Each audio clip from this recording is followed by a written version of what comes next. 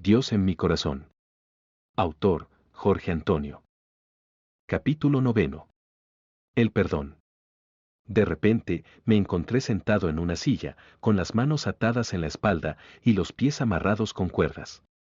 No sabía si estaba soñando, porque todo era real, y no podía moverme. Estaba prisionero, en el medio de un salón. Estoy preso, pensé. Tratando de averiguar qué estaba pasando, para estar en esa situación. Me acordé de los militares en Chile, pero ¿por qué yo? No hice nada. Mis pensamientos se detuvieron repentinamente cuando vi que me encontraba rodeado por unos 30 tipos encapuchados, vestidos con túnicas y cubiertos con máscaras como las que usan en la fiesta de Halloween. No sentía miedo, pensé que era una broma de mal gusto. ¿Quiénes eran estos tipos disfrazados para una fiesta de terror? Todos ellos vestían túnicas negras, similares a las que usaban los terroristas, con una capucha que cubría todo el cuerpo, de la cabeza a los pies. Además de este atuendo, igual para todos, llevaban una máscara para cubrir el rostro, imitando una calavera de color blanco, todas iguales, excepto dos diferentes. Una de color rojo, imitando un ser diabólico la cual tenía cuernos y los ojos saltados, bien abiertos. La segunda ocultaba el rostro debajo del capuz. Todos estaban formando un semicírculo, frente a mí, cubriendo toda el área que mi visión podía abarcar desde la posición en que me encontraba. Paren con este juego. ¿Qué broma de mal gusto es esta? Grité. Entonces vi que el grupo seguía creciendo, nuevos seres encapuchados aparecían detrás de los que tenían máscaras, pero miraban al suelo para no distinguir sus rostros. Todavía pensaba que era una broma de pésimo gusto y estaba empezando a preocuparme porque no recordaba cómo había llegado a este lugar oscuro y espeluznante. Empecé a gritar de nuevo. Cobardes, quítense esas máscaras, no les tengo miedo. En ese momento, noté que el tipo, que estaba con el rostro cubierto bajo el capuz, parado justo frente a mí, mirando hacia el suelo, lentamente levantó la cabeza, mostrando una máscara totalmente diferente a las otras, digna de una película de terror, como una verdadera pesadilla. La máscara que cubría el rostro tenía una apariencia totalmente desfigurada, como una bruja de una película de Walt Disney, pero mucho más horrible. Tenía un mentón elevado hacia el frente, en forma de cuerno, una nariz grande y curva, como el pico de una ave rapiña. Su nariz estaba llena de espinas levantadas, y lo más impresionante eran sus ojos, grandes, saltones, con expresión de odio. El ojo derecho todavía estaba volteado mirando hacia suelo, como si fuera a caer en cualquier momento, produciendo un sentimiento de horror, junto con compasión, a quien tuviera coraje de encarar con la vista esa tal máscara.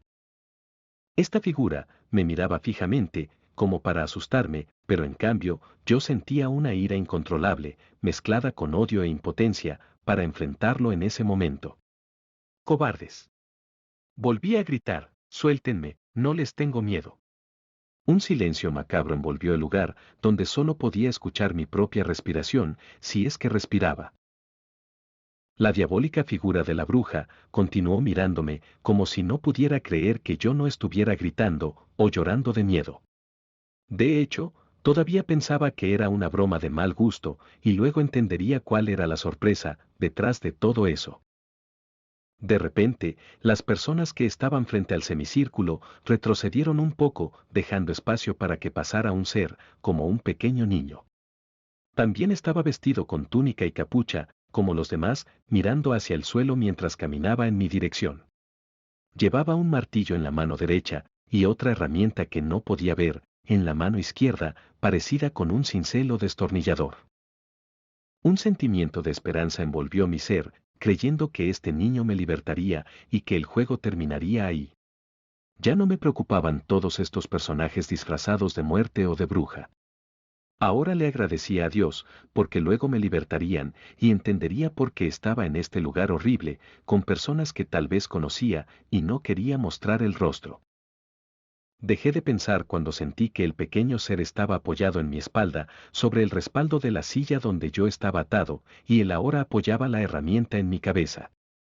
Antes de poder imaginar cualquier cosa, sentí un golpe, acompañado de un dolor horrible dentro de mi cráneo, que me hizo desmayar, y sentía que estaba muriendo, y todo se volvió oscuro y silencioso. Fin del perdón. En el hospital. Desperté lentamente de esa pesadilla, que aún estaba en mi mente, pero sin ningún dolor. ¿Había muerto o había sido un sueño?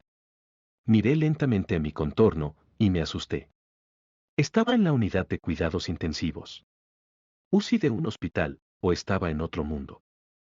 Me encontré medio sentado, suspendido en medio de una habitación, iluminada con luces que venían del suelo, muy suaves, produciendo una sensación de paz. Las paredes eran de un color verde agua, y se escuchaba una música muy suave, como si viniera de algún lugar de allí cerca. Entonces, todo esto había ocurrido. Fui secuestrado, y condenado a muerte, pero ¿por qué? No recordaba nada que pudiera haber pasado antes, para justificar ese hecho. Muy extraño pensé. Empecé a mirar a mi alrededor, donde estaba, para ver si ese lugar me resultaba familiar. Fue entonces cuando descubrí que estaba acostado en una cama, vistiendo un atuendo extraño. En el dorso de mi mano derecha tenía una aguja inyectada en la vena para dar pasada a un remedio por vía intravenosa. Estaba conectada a una manguera que provenía de una bolsa plástica colocada en un soporte. Estaba siendo tratado en un hospital, o había muerto, y era el cielo o una especie de purgatorio. Pero, si estuviera muerto, las almas también estarían enfermas, y tendrían que ser recuperadas como era mi caso. Ahora sabía que lo que me había pasado era real. Traté de levantarme y salir corriendo de allí. Para mí, todo continuaba siendo muy extraño, y pensaba que todavía estaba prisionero, por esos seres que querían matarme. Cuando traté de moverme, sentí que estaba acostado, en un colchón muy confortable que se adaptaba a mi cuerpo. Como si fuera una nube, si es que alguien pudiera acostarse sobre ella. Nunca he estado acostado en una cama con colchón de agua, pero debe haber sido eso, porque al tratar de levantarme, todo se balanceaba. Con los movimientos, se dispararon unas alarmas, con varios sonidos muy suaves. Eran sonidos producidos por medios electrónicos, como los que se utilizan actualmente en los teléfonos móviles o juegos digitales. En aquel momento, estos dispositivos de sonidos no existían, por lo que para mí eran extraños, pero agradables al oído. No conseguía sentarme, lo que me impedía era mi mano derecha, que no podía moverla por la inyección vía intravenosa. Recordé que mi brazo izquierdo, después del accidente, no tenía movimiento, y por eso no podría sostenerme.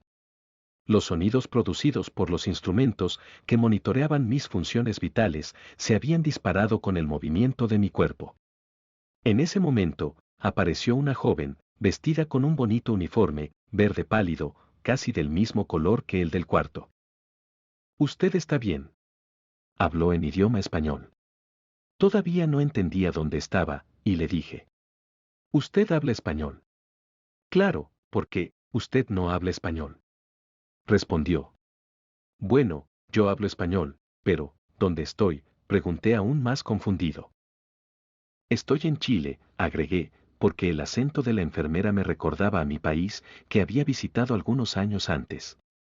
«Claro», me dijo. «¿Por qué usted no es chileno?», preguntó ella sorprendida.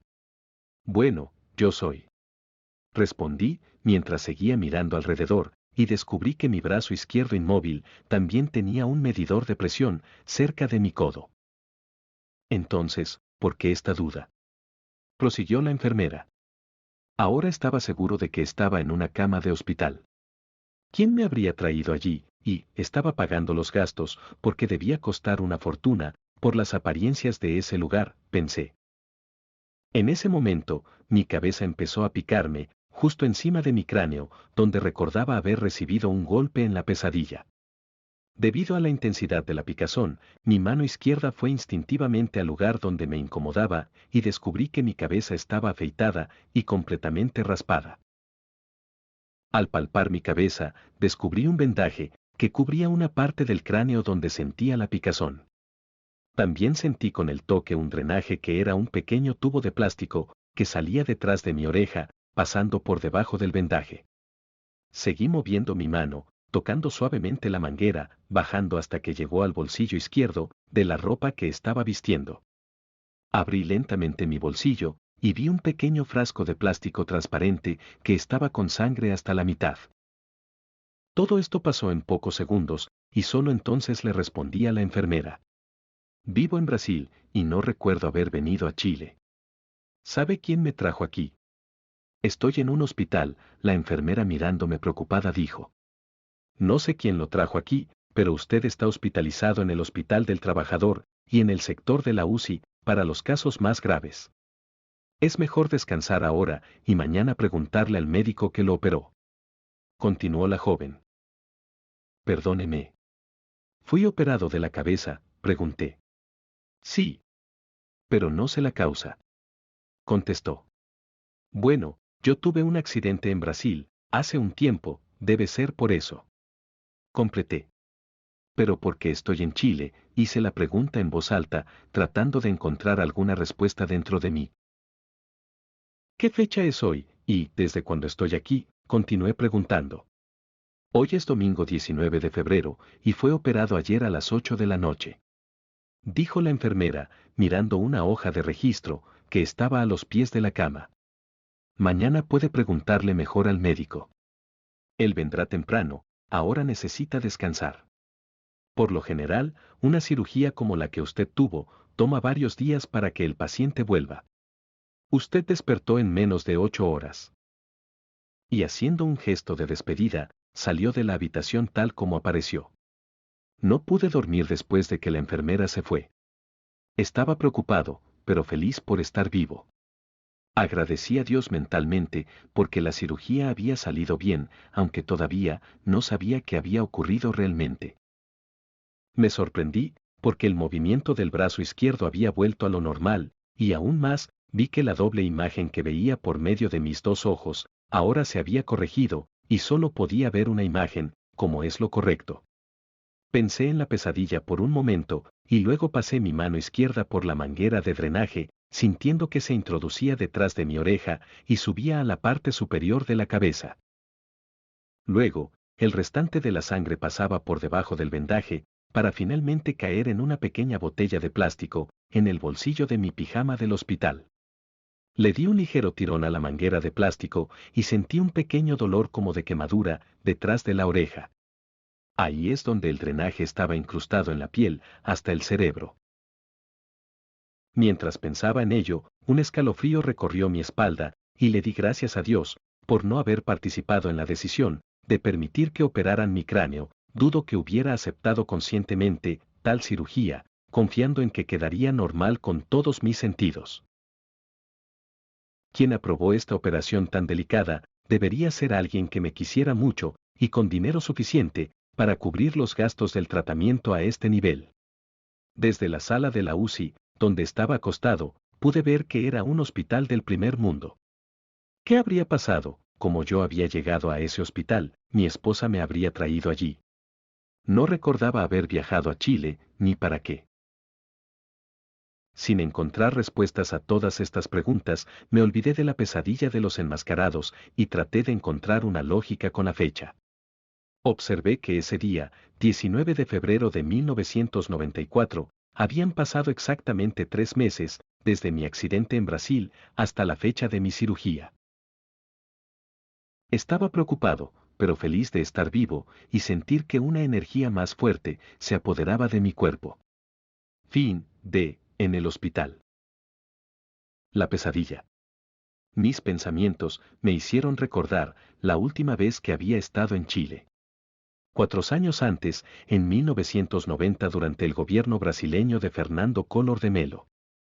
En su gobierno, dio un golpe con el dinero de todos en Brasil, y yo perdí mis ahorros de 5 años, alrededor de $30,000 americanos, que con mi hijo mayor habíamos invertido juntos, en overnight, en el banco donde él trabajaba. Habíamos guardado todas nuestras economías, vacaciones, sueldo extra del 13º salario anual, que las empresas pagaban por ley, en la época de Navidad en ese tiempo, hasta los días de hoy. Ese golpe financiero fue dado con la disculpa de frenar la inflación, que en aquella época estaba superior a 200% al año. En esa oportunidad, la familia de mi esposa avisó que mi suegra estaba hospitalizada y que mi padre también estaba enfermo. Como acababa de salir de vacaciones en la empresa donde trabajaba, aunque sin ningún dinero, porque fue todo secuestrado por el Banco Central, mi esposa y mi hijo pidieron prestados a unos amigos nuestros algunos dólares para viajar. Como el préstamo fue en dólares, no hubo problemas de interés en su devolución. En Chile, mi esposa acompañó a su madre en el hospital, y yo fui a hacerle compañía a mi padre, que también estaba enfermo en su casa.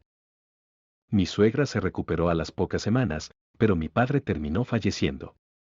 Ni siquiera pude asistir a su funeral, ya que la empresa para la que trabajaba me pidió por teléfono regresar urgente, porque la producción de la fábrica había parado y se decidió hacer una revisión completa de todas sus instalaciones.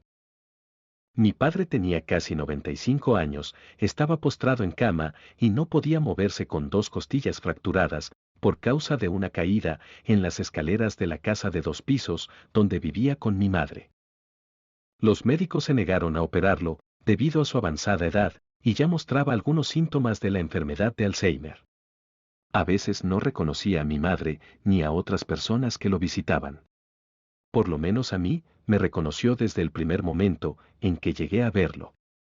A pesar de su alegría al verme, yo me quedaba triste, porque él dormía mucho por causa de los remedios que estaba tomando, y cada vez que despertaba, gritaba feliz. Jorge, hijo, viniste a verme, cuando llegaste. Y yo había acabado de hablar con él. Esto sucedió 3 o 4 veces seguidas.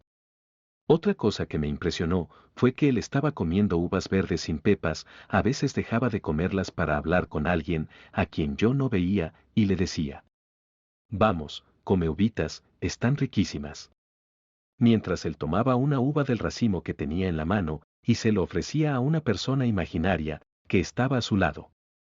Otras veces, me preguntaba: ¿viste a dónde fue la niñita que estaba comiendo uvas conmigo? Y me daban ganas de llorar, porque pensé que mi padre había enloquecido. No había nadie más a su lado, solo yo. Pasé 3 días acompañándolo, todos los días en su cama, recordando algunas cosas del pasado, que por suerte él también recordaba, hasta que me vi obligado a regresar a Brasil, por motivos de mi trabajo. 2 días después de regresar al Brasil, mi madre me llamó avisando que mi padre había fallecido. Sentí odio por la empresa que me hizo regresar y por el gobierno que había robado nuestro dinero, por nada, a no ser enriquecer él y otras personas que sabían del golpe y retiraron su dinero antes. La disculpa de ese golpe fue para parar la inflación que ya estaba arriba del tercer dígito. Un año después, el dinero fue devuelto sin corrección, y fuera del valor cambial con el dólar, y mis ahorros con mi hijo desaparecieron.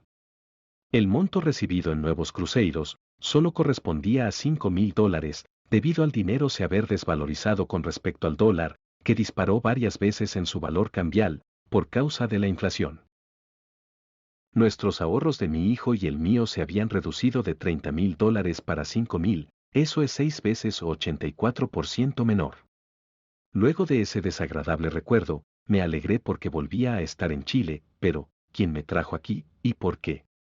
No recordaba cómo, ni cuándo había viajado. Ahora me sentía lleno de energía. Sentía como si mi cerebro estuviera burbujeando como una copa de champaña por dentro, provocando una sensación placentera, nunca antes sentida. Estaba vivo, eso era lo que importaba. Todo hacía sentido, y empezaba a clarearse, mi brazo izquierdo había vuelto al movimiento normal, y mis ojos también veían bien, por lo menos cuando miraba hacia el frente. Ahora no veía más doble como había quedado mi vista después del accidente. Esto me indicaba que algo malo había ocurrido dentro de mi cerebro en el momento del accidente en la carretera, 3 meses antes en Brasil. Lo curioso es que, desde el accidente hasta la cirugía, habían pasado exactamente 3 meses. Dios me había bendecido al operarme el cerebro y no saber cómo eso ocurrió. No entendía por qué estaba en Chile, cómo había llegado, y cómo me habían operado en un hospital. Todo era extraño, pero me sentía maravillado. Comencé a orar, agradeciendo a Dios por protegerme una vez más, y lentamente me fui quedando dormido. De repente, sorpresa, no había tenido una pesadilla, todo era real, y yo estaba allí de nuevo, atado de manos y pies a la misma silla, sin ningún dolor, y con todos estos enmascarados frente a mí. Comprendí que debía haber hecho algo muy serio, para que alguien o todos me estuvieran mirando así. Todo parecía ser una especie de venganza contra mi persona, por algo que no sabía o no recordaba haber hecho en aquel momento. Creía en el espiritismo, había leído Allan Kardec y el libro de los espíritus junto con otros escritos por él. También conocí algunas obras de Francisco Cándido Xavier, Chico Xavier, y supe que existía el plano astral. Seguramente, yo estaba ahí en ese momento, solo yo y esos seres queriendo vengarse de mí, cobrando con mi vida, por un error del pasado. Traté de mantener la calma, luego recordé el accidente y la chica que había predicho mi destino. Vas a tener un accidente, y si no haces algo, para cambiar tu destino, vas a morir. ¿Era eso lo que se suponía que debía hacer ahora? ¿Existía esa posibilidad o era demasiado tarde? Fuera lo que fuese, sabía que era un alma eterna, no importaba si iba a morir, no creía en el infierno o en el fuego eterno. Mi Dios nunca permitiría que eso sucediera, había perdón, Jesús había hablado, y yo lo sabía. Perdona para ser perdonado, dijo hace 2000 años. No sentía ningún sentimiento malo por nadie, mucho menos por haberle hecho daño a alguien, al menos en esta vida que yo supiera, porque entendía que hacer mal es ignorancia. Al recordar esto, noté que todas las máscaras de estos seres ahora estaban dirigidas hacia mí, mirando para ver mi reacción, y yo no sabía qué hacer. Volvieron mis pensamientos sobre las palabras de Jesús. Sed pues, misericordiosos, como vuestro Padre es misericordioso. No juzguéis, y no seréis juzgados, no condenéis, y no seréis condenados, soltad, y os soltarán. Entonces entendí que esa era mi situación, en otra vida había cometido un crimen, a los ojos de Dios, y estaba enfrentando un karma, que tenía que pagar en ese momento. El accidente no había sido suficiente, alguien quería que lo pagara con mi propia vida. Volví mi mirada hacia estos seres encapuchados, que estaban me observando. A mi juicio, amenazadoramente, y después, mirando al que usaba la horrible máscara de bruja, hablé en voz alta. Entiendo que estoy aquí. Por algo muy grave que hice en otra vida. No sé qué pudo haber sido, porque no me recuerdo de nada. Pido perdón, porque creo que perdonando, también seremos perdonados. Si le he hecho algo malo a alguien, puede creer que esa persona también le ha hecho lo mismo a otro. Es la ley, que todo lo que hagamos también será hecho en nosotros. Pido perdón, y aquí terminará el karma creado entre nosotros. Si no quieres perdonarme, me quedaré aquí cumpliendo mi castigo, como si eso pudiera resolver algo del pasado. Por supuesto, si eso fuera hoy, nunca lo volvería a hacer. Porque sé que el mal no se puede pagar con otro mal. Necesito seguir viviendo, tengo responsabilidades con mi familia, por eso le pido a Dios que los bendiga si pueden perdonarme. Me quedé en silencio, notando que la mayoría de los seres, disfrazados con túnicas negras y máscaras de calaveras, dieron la espalda y se fueron. Solo quedaron las máscaras, con rostros diabólicos. No tenía miedo, estaba pensando en Dios, y me vino una paz que nunca antes había sentido. Que se haga tu voluntad, pensé, sintiendo su presencia dentro de mí. Fuera mi fin o no, que sea lo que Dios quiera. En ese momento, miré de nuevo a los dos seres que se habían quedado, y para mi sorpresa estaba justo frente a mí, solo el ser con la máscara de bruja, con un ojo cayendo y el otro abierto, con expresión de odio. Poco a poco se me acercó, yo estaba agachado y arrepentido, sin saber la verdadera causa, pero estaba seguro que era por algo muy grave que había hecho. La máscara de ese ser, casi tocaba mi rostro. Ya conseguía ver sus ojos dentro de la máscara, estaban brillando por el odio, mirándome directamente a los ojos, que ahora sentían compasión. Recuerdo que sentía lástima por lo que había hecho, mismo sin saber lo que era. Debería haber sido algo muy grave, con consecuencias inimaginables, para que me odiara tanto. Perdóneme, por favor. Balbuceé suavemente, entonces observé que sus ojos, detrás de esa máscara, se llenaron de lágrimas, era todo el odio corriendo por su rostro. Me conmovió aún más, y cuando pensé que todo estaba terminado, para mi sorpresa, este ser enmascarado enderezándose violentamente, mirándome con rabia, levantó su brazo derecho para golpearme. A partir de ese momento, mientras yo todavía estaba fuertemente atado a la silla, me preparé para lo peor. Cerré los ojos, esperando una bofetada en la cara, pero el golpe llegó con violencia en mi brazo izquierdo, a la altura de mi hombro. Fin de la pesadilla. De vuelta al hospital. Me desperté asustado, la pesadilla era real, y no un sueño como había pensado. Gracias a Dios, todavía estaba vivo, y continuaba sin entender todo lo que había pasado. O aún no había terminado. Estos pensamientos volvieron a mí, cuando vi a la enfermera entrar corriendo a la habitación, donde yo estaba acostado, con todos los instrumentos encendidos, tocando con volumen alto, monitoreando mis centros vitales. La enfermera estaba aterrorizada, con una inyección en su mano, gritando: «Usted está teniendo un infarto». Fue en este punto que noté que todas las alarmas de los instrumentos conectados en mí se habían disparado al mismo tiempo. Se escuchaba como una banda de rock, cuando está en el frenesí de la música, y el vocalista deja de cantar, para oír todo el talento de los músicos tocar al mismo tiempo, un ritmo que enloquece al público. Cuando la enfermera iba a aplicar la inyección, en la manguera del suero, grité: «No, por favor, no coloque esa inyección». Estoy bien, estaba teniendo una pesadilla, pero ahora acabó. En ese momento, las alarmas fueron dejando de sonar poco a poco, como una sinfonía, cuando la banda deja que el vocalista comience de nuevo otra estrofa, o volver a cantar el estribillo de la canción. Viendo mi rostro, ahora relajado, la enfermera volvió a respirar y habló: «Debe haber sido algún efecto de la anestesia, a veces sucede». «Está mejor». «Estoy bien», confirmé sonriendo. «Gracias», respondí agradecido. La enfermera, más tranquila, dejó caer su brazo sin colocar la inyección, gracias a Dios, y se retiró con un gesto de mano. Respondí con un ok, con el dedo de mi mano izquierda, que ahora podía mover sin problemas. Regresé a mis pensamientos. ¿Qué había pasado? Era esta la prueba, que la amiga de la novia de mi hermano me lo había predicho 30 años antes. En mi mente hice una oración de agradecimiento, y mi voz interior me habló: «¿Estás feliz de volver a la vida?». Respondí con otra pregunta. ¿Dónde yo estaba? En el infierno. Juro que escuché una risa, ahogada por las palabras que me dijo. Infierno, podría ser, si crees en él. Era un infierno, sí. Nuevamente volví a preguntar.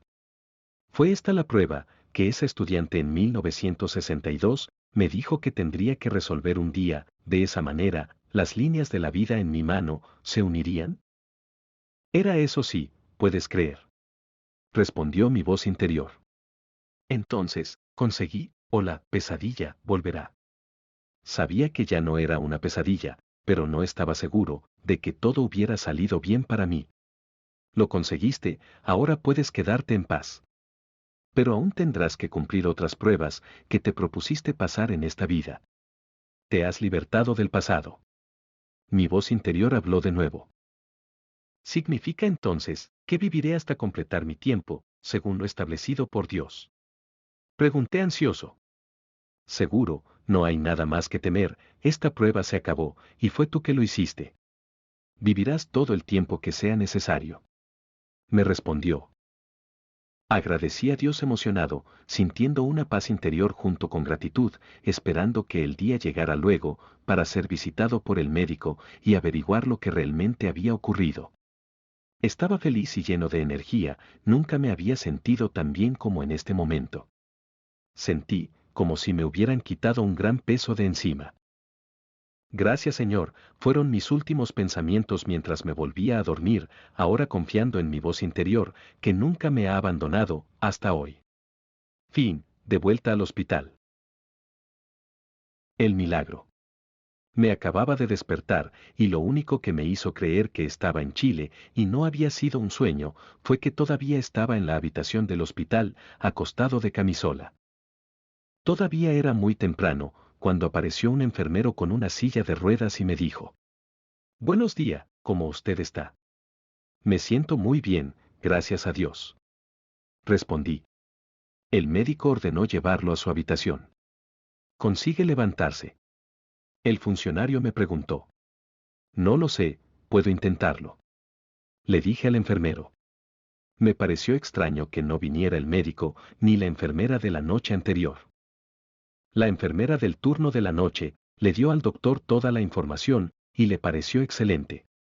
Mostrándome una hoja de papel, que debe haber sido una orden, para tirarme de la habitación. «¿Quiere que le ayude?», el enfermero continuó hablando, mientras apagaba los dispositivos que me monitoreaban y retiraba la aguja intravenosa, clavada en mi mano derecha, colocando un vendaje. «Por favor», dije, tratando de sentarme, sin saber cómo estaba mi presión arterial o si podía levantarme normalmente. El joven enfermero me ayudó a salir de la cama, sosteniéndome con sus brazos, para que pudiera sentarme en la silla de ruedas, sin todos esos sensores colocados en mi cuerpo. En ese momento, me di cuenta que la bata del hospital era la misma de la cirugía, porque estaba cubierta de sangre por el frente, pegada al pecho. Estaba sujeta en mi cuerpo, por cintas atadas con lazos en el cuello y la cintura. Ya conocía este tipo de ropa, usados por los pacientes cuando preparados para la cirugía, y luego, cuando los llevan a la habitación o a la UCI, y continúan con la misma ropa hasta que llega el momento de bañarse y aplicar los curativos y vendajes necesarios. Me habían operado 5 años antes de la vesícula biliar, con un corte en el estómago de más de 10 centímetros, y uno más pequeño para el drenaje. En esa época, no existía un sistema de laparoscopía, en el que actualmente la operación se realiza con solo 4 pequeños orificios, causando menos trauma a la salud. Una vez solo en el cuarto de reposo, después de acostarme, continuaba sintiéndome bien y feliz de estar vivo. Lo único que me molestaba era la ropa sucia, toda ensangrentada, y sentí ganas de levantarme e ir al baño a orinar. Como no había nadie para ayudarme, hice un esfuerzo y me levanté lentamente. Descubrí que estaba fuerte y sin mareos. En el baño, junto a la ducha, encontré un estante con toallas de baño y camisones abotonados del tipo que se usa para dormir. No lo dudé 2 veces, entré bajo la ducha, me di un baño con agua tibia, evitando mojarme la cabeza, y lavé toda la sangre que estaba pegada en el pecho y la espalda. Me sequé con una toalla, vestí uno de esos camisones con botones y volví a mi cama. Después de unos minutos, apareció una joven con un carrito y una bandeja con el desayuno. Dijo que pronto vendría alguien a bañarme, y yo le respondí: «No es necesario, ya me bañé, gracias». Ella me miró extrañada y dijo: «Usted se bañó, no está en condiciones de bañarse solo». «Estoy bien, gracias». «¿Gustaría comer algo? Estoy con hambre», respondí. Al ver que no estaba mintiendo, ajustó la mesita con ruedas, a la altura de mi cama, junto con la bandeja había un desayuno delicioso. Estaba con tanta hambre, que dejé la bandeja completamente vacía, solo la taza y los platos limpios.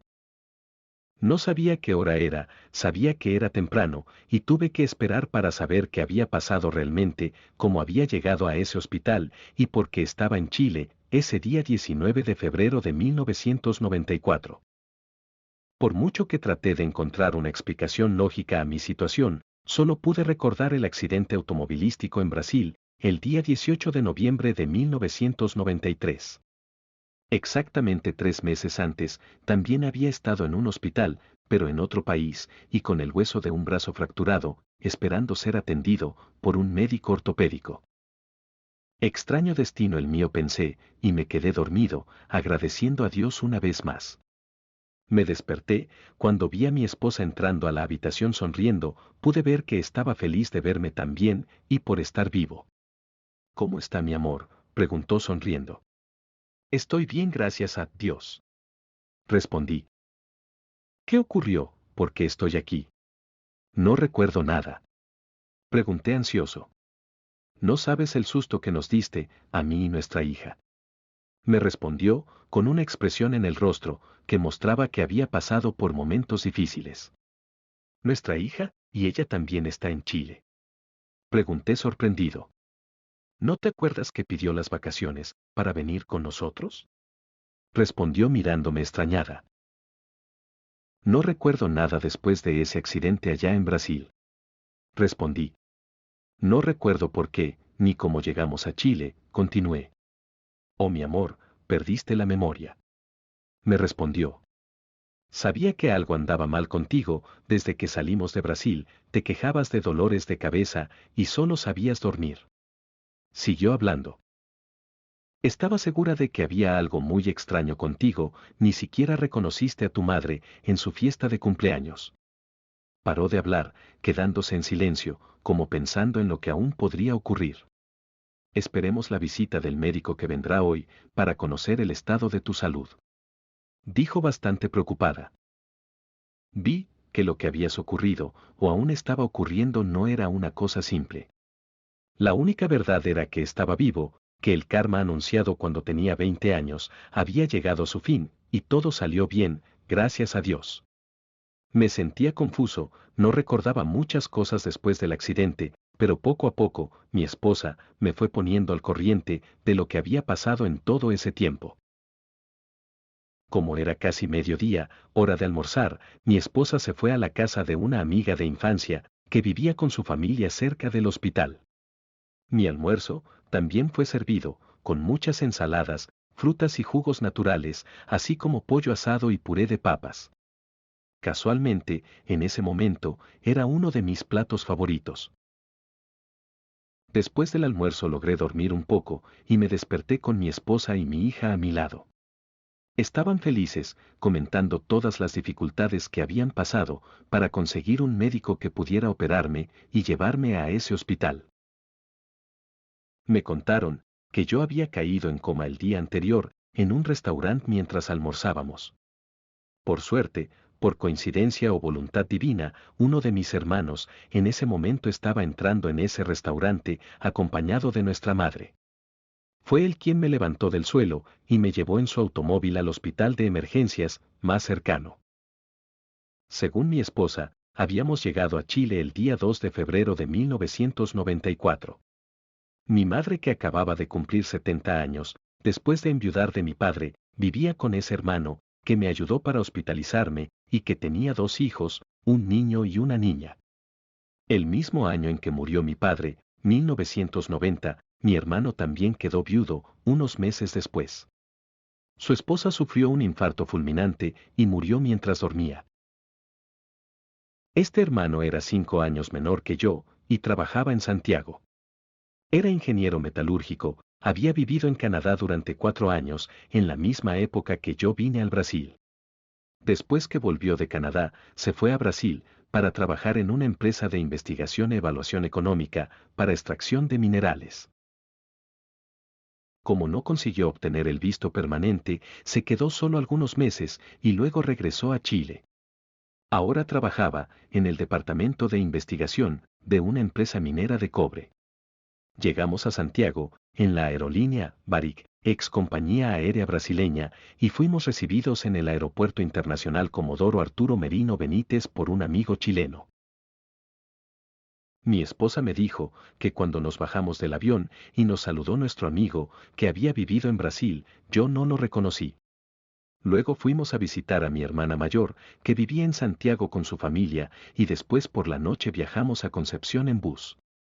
Mi hermana le dijo a mi esposa cuando la visitamos: mira, este no es mi hermano. Cuando llegamos a su casa para visitarla, y luego nos quedamos haciendo un tiempo para tomar el bus hacia el sur.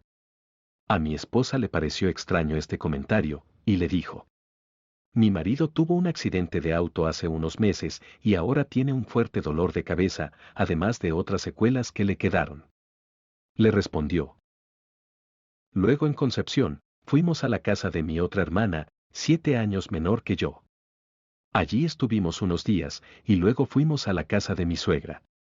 Allí, mi esposa estuvo más a gusto, hasta el cumpleaños de mi madre, que era el 14 de febrero, porque mi dolor de cabeza, que había comenzado un día antes de nuestro viaje a Chile, empeoraba cada día. Yo dormía la mayor parte del día y cuando me despertaba no hablaba con nadie. Solo sostenía mi cabeza con mi mano derecha, empujándola hacia abajo, diciéndole a mi esposa que algo quemaba dentro del cerebro. Después del cumpleaños de mi madre, nuestro pasaje de regreso a Brasil era para el 20 de ese mes. En un momento en que estaba despierto, mi esposa me pidió ir a la oficina de la aerolínea Varig para adelantar el pasaje de vuelta para el día 16. Mi dolor de cabeza solo empeoraba y no tenía servicio médico en Chile porque me había naturalizado ciudadano brasileño. Cualquier consulta tendría que pagarse allí y la medicación no me estaba haciendo efecto. Nada de esto yo recuerdo, incluso hoy, después de tantos años. Todo lo que estoy comentando fue mi esposa que me contó. Fui a la oficina de Varig en Concepción a cambiar los 3 pasajes aéreos para la vuelta al Brasil para una fecha más cercana. ¿Cómo fui hasta la oficina, quién me atendió, ni lo que dije, yo no sé. Tampoco recuerdo nada de eso. Todo lo que sé es que cuando regresé a la casa de mi suegra, mi esposa me dijo que ella hallaba que me había vuelto loco. ¿Cómo podía haber hecho eso? Fui a adelantar los pasajes del vuelo y no retrasarlos. Nuestros pasajes ahora estaban reservados para el día 3 de marzo. 2 semanas más tarde todavía.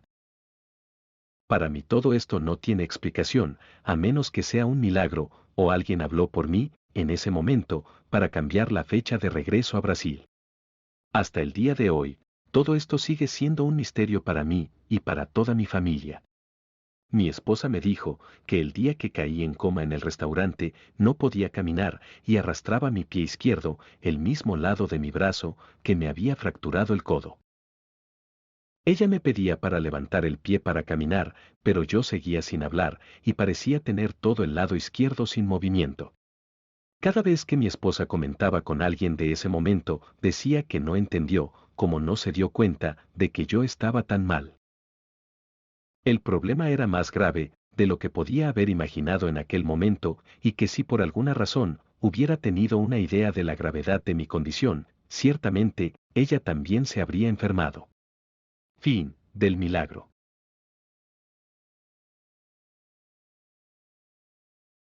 Entre la vida y la muerte. Cuando le pedí más informaciones sobre cómo llegué al hospital y decidieron operarme el cerebro, mi esposa me explicó en detalles. Era cerca del mediodía, yo, mi esposa y nuestra hija entramos a un restaurante que quedaba en el mercado municipal de Concepción, famoso por sus almuerzos de mariscos y pescados. Cuando sirvieron nuestro almuerzo, comencé a temblar, dejando caer la comida que estaba en el tenedor de mi mano y antes de que pudiera controlar estos movimientos, me desmayé, cayendo de mi silla al suelo. Fue en ese momento que mi hermano y mi madre entraban al mismo restaurante. Mi hermano me ayudó a levantarme y en su auto me llevó al sector de emergencias del hospital más cercano. El médico que me examinó le dijo a mi esposa que yo estaba sin ningún reflejo. Mi esposa le explicó al médico que yo había tenido un accidente automovilístico en Brasil 3 meses antes y que esa podría ser la causa. El médico ordenó una tomografía y después de un tiempo de espera regresó con la placa del examen. En esa tomografía podíanse observar que los 2 hemisferios de mi cerebro se habían juntado por la presión de una hemorragia interna. Al menos una cuarta parte de toda la cavidad craneana estaba cubierta por sangre, presionando el hemisferio izquierdo contra el del lado derecho. Esto había desconectado todos mis sentidos y fue la causa del coma. Mi esposa entonces se acordó a una amiga de infancia que tenía un hijo formado médico. La llamó y por suerte o milagro, su hijo estaba en casa. Ese día estaba de servicio en el sector de emergencia de un hospital como médico de turno. Como había reemplazado a un amigo suyo, días antes, decidió quedarse en casa porque su amigo decidió devolverle este favor, y cumplía el servicio por él. Rápidamente, el joven médico, hijo de la amiga, llegó al hospital, y mientras examinaba la tomografía computarizada, se rascaba la cabeza y le temblaban las manos, mirando a mi esposa. En aquella época, en Chile ya había los primeros teléfonos celulares que tenían formato de ladrillo. La única función de estos aparatos era hacer llamadas, pero fue eso que ayudó a salvarme la vida, entre tantas otras cosas que sucedieron simultáneamente. El joven médico llamó de inmediato a un colega amigo suyo, un neurocirujano, especialista en cirugía cerebral. El médico no estaba trabajando y se encontraba compitiendo en un campeonato de golf, junto con otros médicos, cuando recibió la llamada.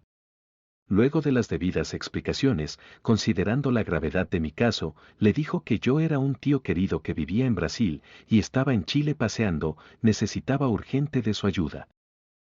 El experimentado médico le pidió que me cambiara de hospital, llevándome en ambulancia al Hospital del Trabajador de inmediato. El Hospital del Trabajador era un hospital construido con dinero de los sindicatos, de todos los trabajadores chilenos, según me dijeron, y era altamente especializado en cirugías complejas en casos de accidentes de trabajo. Solo pudieron admitirme, exigiendo una fianza con cheque, por un monto equivalente a $10.000 en moneda chilena. Como era una cantidad muy alta, mi esposa no tenía ese dinero con ella, y tampoco tenía una cuenta bancaria en Chile, nuevamente estábamos en un callejón sin salida. Mi hermano tenía cheques, pero seguía pensando que debido a la gravedad de mi caso, las expectativas de vida para mí eran mínimas. Él estaba con el talonario de cheques en la mano cuando hablaron sobre la cantidad que tendría que emitir el cheque, sabiendo que en el caso de mi muerte, ese dinero seguramente nunca lo recuperaría. Estaba pensando en eso cuando escuchó la voz de nuestro padre, que había fallecido 4 años antes, hablar en su oído. Completa ese cheque ahora, y no pienses más, debido al susto que tuvo, porque reconoció la voz de nuestro padre, y nadie estaba a su lado, rápidamente escribió en el cheque esa cantidad. Esta información me la dio mi propio hermano, quien me contó más tarde cuando salí del hospital. Así ingresé a este hospital, con toda la atención y servicio clase A con que fui tratado. Esa fue lo que ocurrió cuando yo estaba entre la vida y la muerte. Ahora, sintiéndome mejor y sin las pesadillas, me preparaba para recibir en la pieza mi familia que venía a visitarme. Era casi de noche, cuando el médico, mi salvador, entró en mi habitación vestido con ropa de cirujano. Estaba rodeado de mi familia, mi esposa, mi hija, mi madre, mi hermano y mi hermana menor, junto con otras personas que no recuerdo ahora. El médico que operó mi cerebro, al ver tanta gente de visita, habló en tono autoritario. Salgan todos ahora, necesito examinar a mi paciente. Mi esposa respondió rápidamente. Doctor, yo soy la esposa y esta es nuestra hija. Podemos quedarnos las dos, por favor, el doctor mirándola dijo. Está bien, pero solo ustedes dos. Las otras personas por favor retírense. El médico comenzó a examinarme, me pidió que siguiera el movimiento de su mano con los ojos, luego escuchó mi corazón, y tomó el pulso en mi muñeca, mirando su reloj. Entonces dijo. Estás óptimo chico, pronto podrás irte para tu casa. Gracias a Dios. Dijo mi esposa. Estaba muy preocupada porque vivimos en Brasil y no sabía cómo íbamos a poder volver con el enfermo. No tenemos un lugar para quedarnos aquí por mucho tiempo. Completó. ¿De qué parte de Brasil son ustedes?, preguntó el doctor. Vivimos en Santos, estado de Sao Paulo. Respondió mi esposa. Entonces en un mes vas a poder correr en la playa. Dijo el doctor sonriendo. Luego agregó, mirándome. Ahora necesitas descansar, te quedarás aquí unos días hasta que te recuperes bien y luego podrás volver a casa. Necesito hacer algunos exámenes antes de que pueda darte alta. Terminó el médico. Entonces él volvió a hablar, mirando a mi esposa. No deje entrar muchos visitantes a la vez, 1 o 2 personas como máximo, entendido, está bien doctor, muchas gracias, dijo mi esposa. Por favor señora, acompáñeme hasta la puerta. Me gustaría hablar con usted antes de irme. Dijo el doctor, mientras extendía su mano para mí, a modo de despedida. Gracias doctor. Le dije apretando la mano de él, agradeciéndole a Dios y a Él en pensamiento desde lo más profundo de mi corazón. Mi hija, mirándome con curiosidad mi cabeza calva y el vendaje con un dreno en el bolsillo de mi pijama, me dijo: ¿Y cómo estás, papito? ¿Cómo te sientes?, preguntó ella con curiosidad.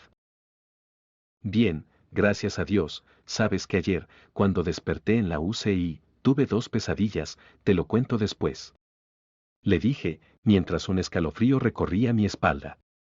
Mi esposa regresó a la habitación sola, disculpándose y explicando que la gente se había ido, porque las horas de visita habían terminado, y ella con mi hija también tendrían que irse. Dijo que al día siguiente me harían unos exámenes y que solo podía venir después del almuerzo.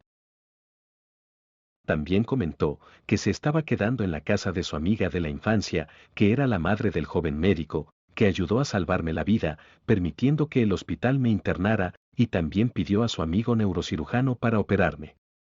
Después de un tierno beso en la boca, mi esposa me dijo: Quédate con Dios, mi amor, descansa, mañana estaré aquí, cuídate, ¿ok? Está bien, mi amor, relaja, estoy bien, gracias a Dios. Respondí feliz, porque ahora sabía por qué estaba allí, y cómo había ocurrido todo esto. Me quedé solo con mis pensamientos cuando cerraron la puerta de mi habitación y nuevamente me sentí agradecido por estar vivo y saludable. Mi pensamiento me trajo nuevamente las palabras de esa joven estudiante en la playa, 30 años antes, me había dicho: La línea de la vida de tu mano derecha está cortada, y dependerá de lo que hagas hasta el accidente, para que ella vuelva a juntarse. De eso dependerá que vivas y también que no te queden secuelas. Ella tampoco nunca había visto la línea de la vida cortada a nadie, y menos aún, que después se juntara. Me había dicho esta joven, cuando vio mi destino, en el verano de 1962.